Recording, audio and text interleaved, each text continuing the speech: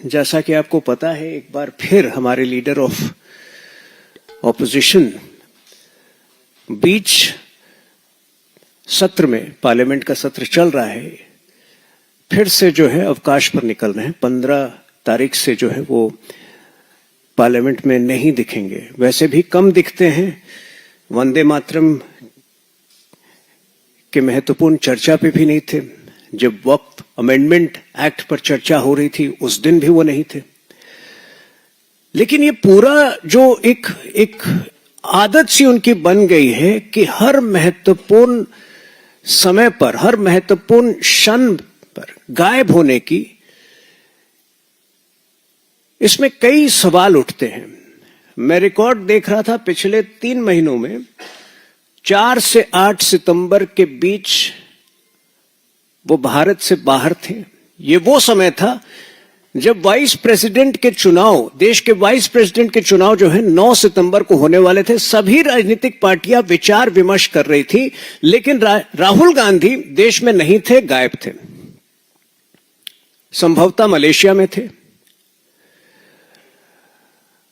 अब ऐसी क्या विवशता इनकी होती है कि हर महत्वपूर्ण मौके पर राहुल गांधी, जो लीडर ऑफ ऑपोजिशन है, जब तक ये लीडर ऑफ ऑपोजिशन नहीं थे तब तक तो ये करते ही थे, लेकिन लीडर ऑफ ऑपोजिशन जिसकी आवश्यकता विपक्षी पार्टियों को भी मेरे ख्याल से विचार विमर्श की आवश्यकता पड़ी होगी वाइस प्रेसिडेंट के चुनाव के पहले, ये ऐन मौके पर गायब हो जाते हैं। इसके बाद 27 सितंबर से लेकर लगभग 11 अक्टूबर तक बिहार चुनाव जो है, बिहार चुनाव की घोषणा होने वाली थी। अक्टूबर के पहले सप्ताह में घोषणा हुई। 27 सितंबर से लेकर और 2 अक्टूबर को दशहरा था।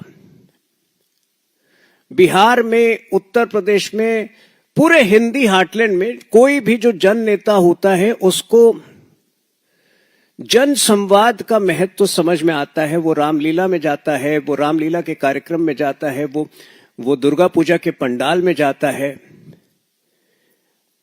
इधर हमारे लीडर ऑफ ऑपोजिशन जो है 15,000 किलोमीटर दूर दक्षिण अमेरिका में पता नहीं कौन से रामलीला के कार्यक्रम में भाग ले रहे थे।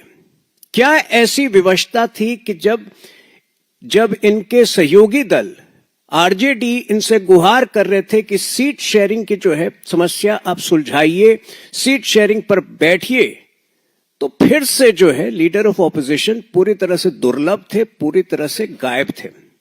अब एक बड़ा प्रश्न यह उठता है कि जब लीडर ऑफ ऑपोजिशन ऐसे समय पर गायब होते हैं तो उनकी आइटिनरी, वो कहां जाते हैं, वो ऑफिशियल विजिट है, अनऑफिशियल विजिट है, ये क्यों नहीं साझा की जाती है?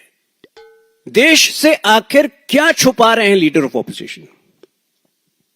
क्योंकि जब दक्षिण अफ्रीका गए तो पहले 3-4, दक्षिण अमेरिका जब गए तो पहले 3-4 दिन क्या किए समझ में नहीं आया, कोई इंफॉर्मेशन नहीं थी। उसके बाद एक वीडियो आया जहां कि वो कोलंबिया में फिर से भारत की राजनीति, भारत के लोकतंत्र को जो है दुत्कार रहे हैं, कह रहे हैं कि भारत में लोकतंत्र नहीं है, पता नहीं कोलंबिया में लोकतंत्र कितना स्वस्थ है, ये तो वही बता सकते हैं।